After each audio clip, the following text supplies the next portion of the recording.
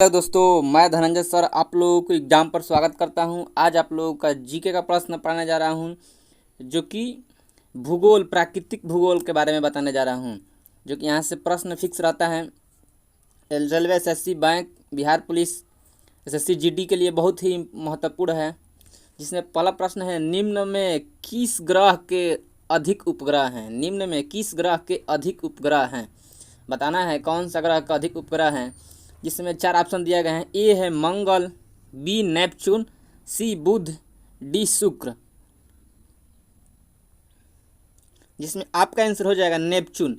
Neptune ग्रह का सबसे अधिक उपग्रह है। नेपच्यून ग्रह का सबसे अधिक उपग्रह है।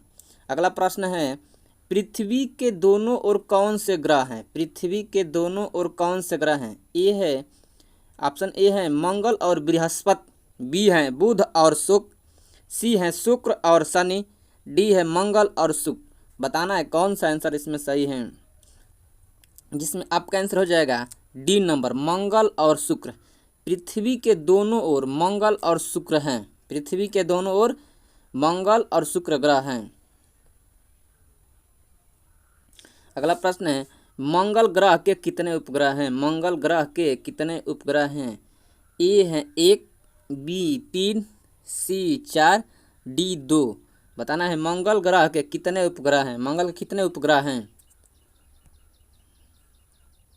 जिसमें आपका आंसर हो जाएगा 2। मंगल ग्रह के 2 उपग्रह हैं, जिसका नाम है फोबोस एवं डिमोस। मंगल ग्रह के 2 उपग्रह का नाम है फोबोस एवं डिमोस। अगला प्रश्न है, पृथ्वी के प्राकृतिक उपग्रह हैं। पृथ्वी के प्राकृतिक उपग्रह कौन सा है, कितने हैं? जिसे बताना है, ए नंबर 3 दिया है, बी 2, सी 0, डी 1। बताना है पृथ्वी के कितने उपग्रह हैं। जिसमें आपका आंसर हो जाएगा डी नंबर 1। पृथ्वी के 1 उपग्रह हैं, जो कि चंद्रमा। पृथ्वी के प्राकृतिक उपग्रह 1 हैं, चंद्रमा। अगला प्रश्न है, हमारे सौर मंडल में सबसे बड़ा ग्रह कौन सा है? हमारे सौर मंडल में सबसे बड़ा ग्रह कौन सा है? ए बृहस्पति, बी शनि, सी शुक्र, डी मंगल। बताना है हमारे सौर मंडल में सबसे बड़ा ग्रह कौन सा है। जिसमें आपका आंसर हो जाएगा ए नंबर, बृहस्पति। बृहस्पति हमारे सौर मंडल में सबसे बड़ा ग्रह है। बृहस्पति हमारे सौर मंडल का सबसे बड़ा ग्रह है। अगला प्रश्न है, हमारे ब्रह्मांड का केंद्र है। हमारे ब्रह्मांड का केंद्र क्या है? ए आकाशगंगा, बी सूर्य, सी पृथ्वी, डी बृहस्पति। हमारे ब्रह्मांड का केंद्र है। बताना है कौन सा होगा इसमें से।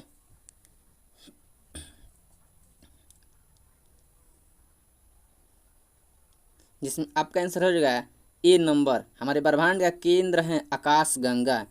हमारे ब्रह्मांड का केंद्र है आकाशगंगा। अगला प्रश्न है, सूर्य के निकटवर्ती ग्रहों में पृथ्वी का स्थान है। पृथ्वी का स्थान क्या है? सूर्य से निकटवर्ती ग्रहों में पृथ्वी का स्थान है। ए दूसरा, बी पांचवा, सी तीसरा, डी चौथा। बताना है सूर्य के निकट ग्रहों में पृथ्वी का स्थान। जिसमें आपका आंसर हो जाएगा सी नंबर, तीसरा। सूर्य के निकटवर्ती ग्रहों में पृथ्वी का स्थान तीसरा है। सूर्य के निकटवर्ती ग्रहों में पृथ्वी का स्थान तीसरा है। अगला प्रश्न है, नीला ग्रह किसको कहा जाता है? नीला ग्रह किसको कहा जाता है? ए पृथ्वी, बी शुक्र, सी बुध, डी मंगल। नीला ग्रह किसको कहा जाता है? ए पृथ्वी, बी शुक्र, सी बुध, डी मंगल। बताना है नीला ग्रह किसको कहा जाता है। जिसमें आपका आंसर हो जाएगा ए नंबर, पृथ्वी को नीला ग्रह कहा जाता है। पृथ्वी को नीला ग्रह कहा जाता है। अगला प्रश्न है, निम्न में से किस ग्रह का प्राकृतिक उपग्रह नहीं है? कौन सा ग्रह है जिसका प्राकृतिक उपग्रह नहीं है?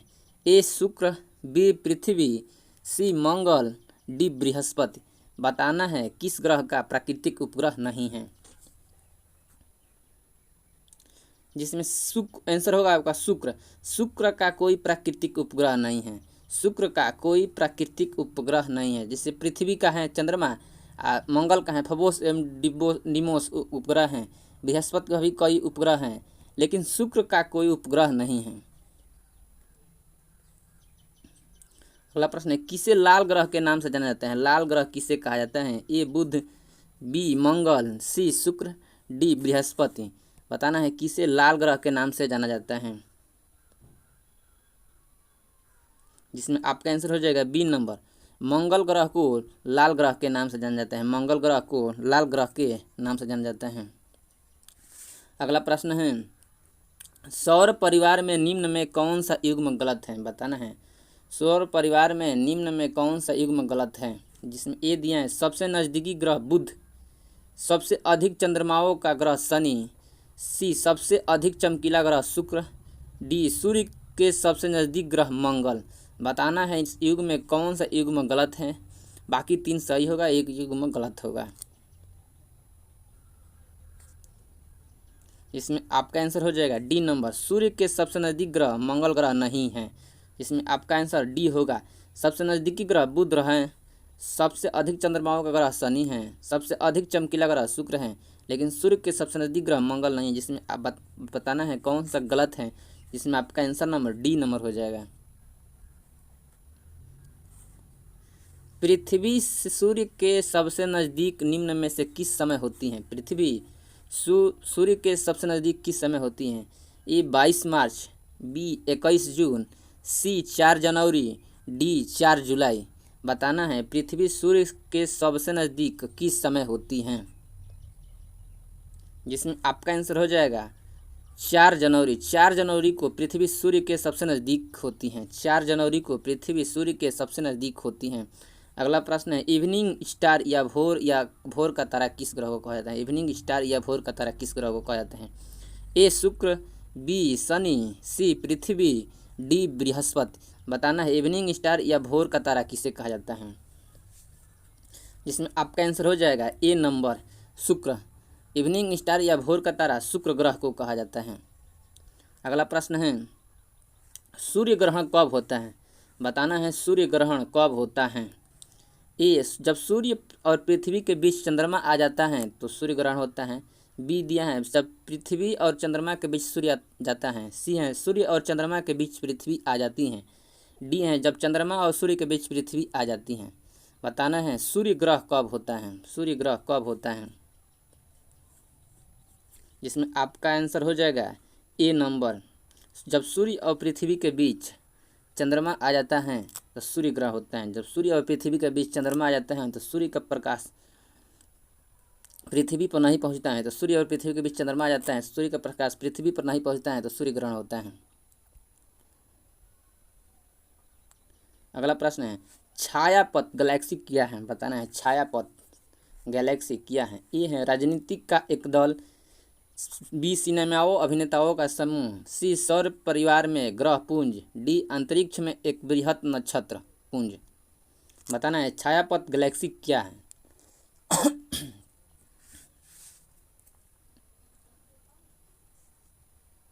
इसमें आपका आंसर हो जाएगा डी नंबर, अंतरिक्ष में एक बृहत नक्षत्र पुंज है। छायापथ गैलेक्सी अंतरिक्ष में एक बृहत नक्षत्र पुंज है।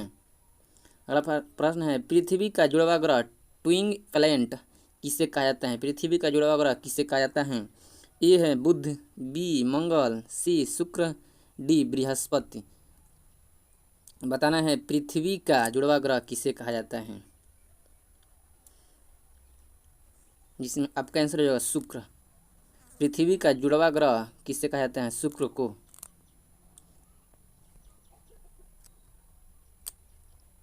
निम्न में ग्रह व चंद्रमाओं की संख्या का कौन सा युग्म सुमेलित नहीं है? ग्रह व चंद्रमाओं की संख्या कौन सा युग्म सुमेलित नहीं है? इसमें ए है 82, शनि दिया है 82, बी है बृहस्पति का 79, सी है मंगल का 2, डी है बुध का 1। बताना है कौन सा युग्म सुमेलित नहीं है, जिसमें आपका आंसर हो जाएगा डी नंबर, बुध का 1 सुमेलित नहीं है। बाकी शनि 82, बृहस्पति का 79, मंगल का 2 और बुध का 1 गलत है। बुध शुक्र का तो कोई उपग्रह नहीं है, जिसमें आपका आंसर हो जाएगा डी नंबर।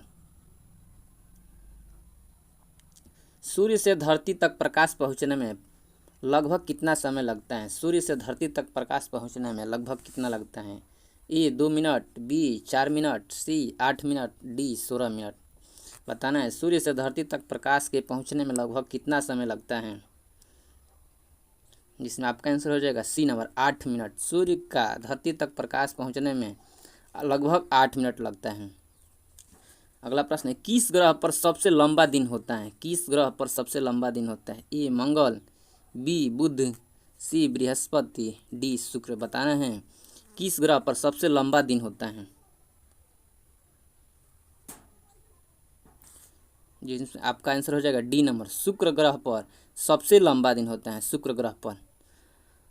अगला प्रश्न है सौर मंडल में सबसे गर्म ग्रह कौन सा है, सौर मंडल में सबसे गर्म ग्रह कौन सा है, ए बृहस्पति, बी शनि, सी शुक्र, डी यूरेनस।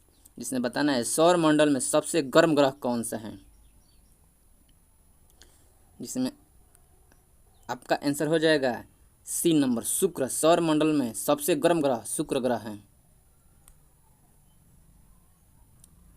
अगला प्रश्न है भूमध्य रेखा कितने अक्षांश से होकर गुजरती है, भूमध्य रेखा कितने अक्षांश से होकर गुजरती है, ए 0, बी 30 डिग्री, सी 60 डिग्री, डी 90 डिग्री। इसमें 4 ऑप्शन हैं, ए 0 डिग्री, बी 30 डिग्री, सी 60 डिग्री, डी 90 डिग्री। बताना है भूमध्य रेखा कितने अक्षांश से होकर गुजरती हैं,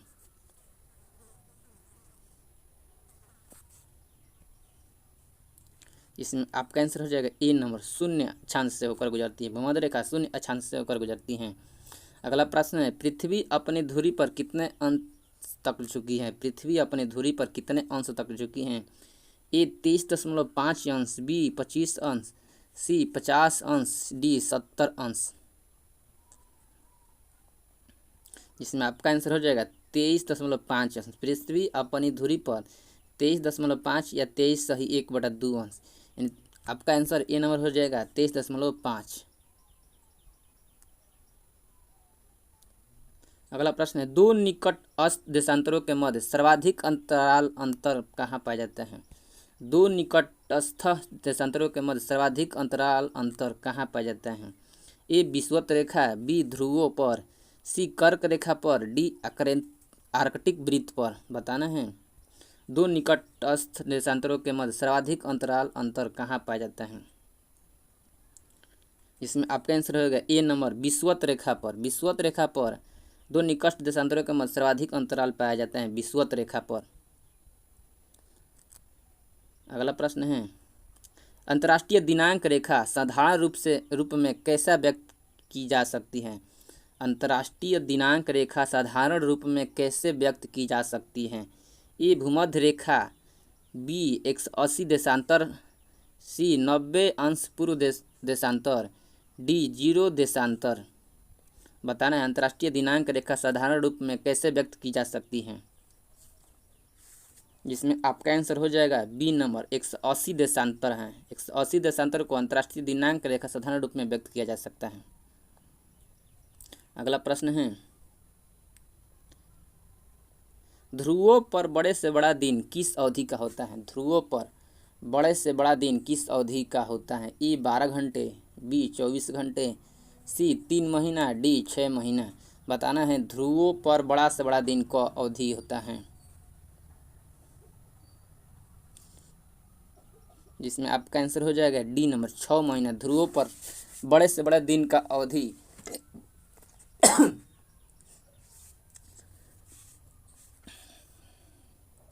6 महीने का होता है। अगला प्रश्न है निम्नांकित स्तंभों को मिलाइए, निम्नांकित स्तंभों को मिलाना है, जिसमें ए दिया है कर्क रेखा 23.1/2 उत्तरी अक्षांश, बी मकर रेखा 66.1/2 दक्षिणी अक्षांश, आर्कटिक वृत्त 66.1/2 उत्तरी अक्षांश, अंटार्कटिका वृत्त 23.1/2 दक्षिणी अक्षांश।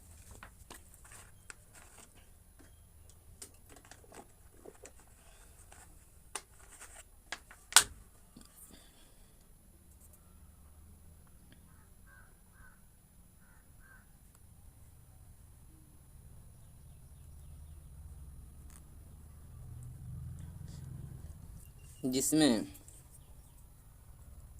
आपका आंसर हो जाएगा ए 23 सही 1/2 उत्तरीय अक्षांश हो जाएगा। बी हो जाएगा 23 सही 1/2 दक्षिणी अक्षांश। सी हो जाएगा 66 सही 1/2 उत्तरी अक्षांश। डी हो जाएगा 66 सही 1/2 दक्षिणी अक्षांश। ई हो जाएगा 0 अक्षांश, विषुवत रेखा 0 अक्षांश। अगला प्रश्न है, केला का उत्पादन किस देश में अधिक होता है? केला का उत्पादन किस देश में अधिक होता है? ए भारत, बी मलेशिया, सी श्रीलंका, डी दक्षिणी अफ्रीका। बताना है केला का उत्पादन किस देश में अधिक होता है। केला का उत्पादन किस देश में अधिक होता है, जिसमें आपका आंसर हो जाएगा ए नंबर, भारत में केला का उत्पादन सबसे अधिक होता है। ऋतु परिवर्तन पृथ्वी की किस गति के कारण होता है? ऋतु परिवर्तन पृथ्वी की किस गति के कारण होता है?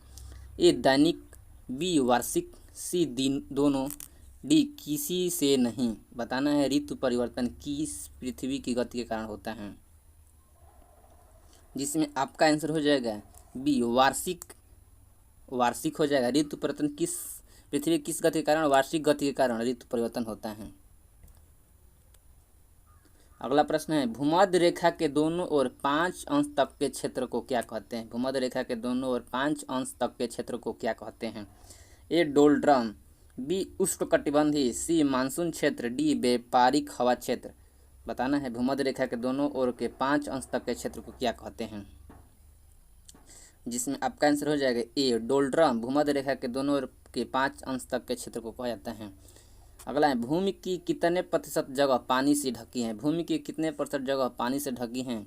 ए 30%, बी 25%, सी 71%, डी 49%।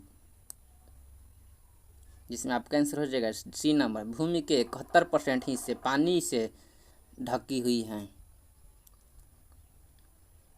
अगला प्रश्न है, उत्तरी गोलार्ध में सबसे बड़ा दिन होता है। उत्तरी गोलार्ध में सबसे बड़ा दिन 22 दिसंबर, 21 जून, 21 मार्च, 23 दिसंबर। बताना है उत्तरी गोलार्ध में सबसे बड़ा दिन होता है, जिसमें आपका आंसर हो जाएगा बी नंबर 21 जून। उत्तरी गोलार्ध में सबसे बड़ा दिन होता है 21 जून। उत्तरी गोलार्ध में सबसे बड़ा दिन होता है।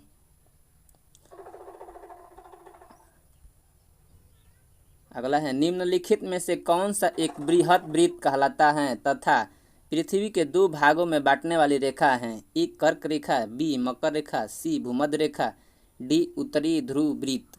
बताना है कौन सा बृहद वृत्त कहलाता है तथा पृथ्वी के 2 भागों में बांटने वाली रेखा है, जिसमें आपका आंसर हो जाएगा सी नंबर, भूमध्य रेखा पृथ्वी को 2 भागों में बांटती है।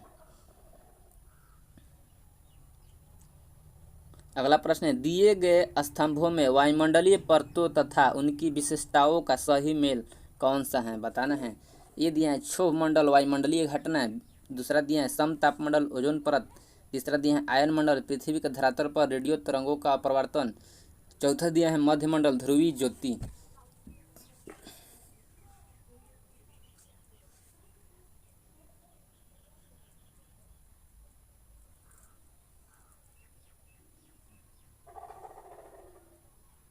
जिसमें आपका आंसर हो जाएगा डी नंबर, पहला, दूसरा और तीसरा।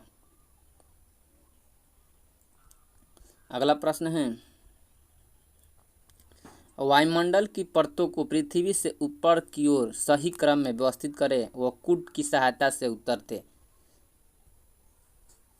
वायुमंडल की परतों को पृथ्वी से ऊपर की ओर सही क्रम में व्यवस्थित करना है, कूट की सहायता से उत्तर देना है। जिसमें ए दिया है ओजोन मंडल, दूसरा दिया है समताप मंडल, तीसरा दिया है क्षोभ मंडल, चौथा दिया है बाह्यमंडल। जिसमें आपका आंसर हो जाएगा 3 नंबर। पहले हो जाएगा जैसे 3 में पहले क्षोभ मंडल, उसके बाद समताप मंडल, उसके बाद ओजोन मंडल, उसके बाद बहिर्मंडल, जो ऊपर के होगा 3 2 1 4। अगला है, अगला प्रश्न है, पृथ्वी के वायुमंडल का सर्वाधिक घनत्व कहाँ पर होता है? पृथ्वी के वायुमंडल का सर्वाधिक घनत्व कहाँ पर होता है?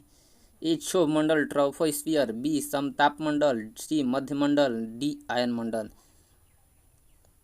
जिसमें आपका आंसर हो जाएगा ए नंबर, क्षोभ मंडल ट्रोपोस्फियर में पृथ्वी के वायुमंडल का सर्वाधिक घनत्व होता है।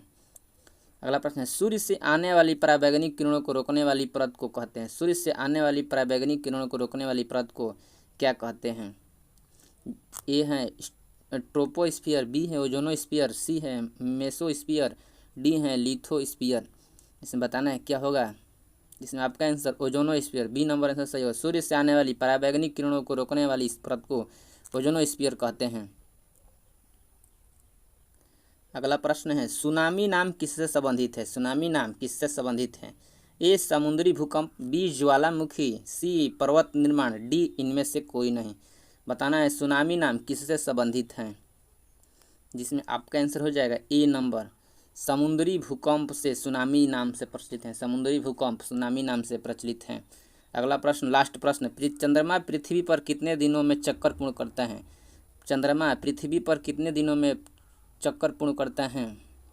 ए 28 दिनों में, बी 365 सही 1/4 दिन, सी 1 दिन, डी 365 दिन। बताना है चंद्रमा पृथ्वी पर कितने दिनों में चक्कर पूर्ण करता है, जिसमें आपका आंसर हो जाएगा ए नंबर 28 दिनों में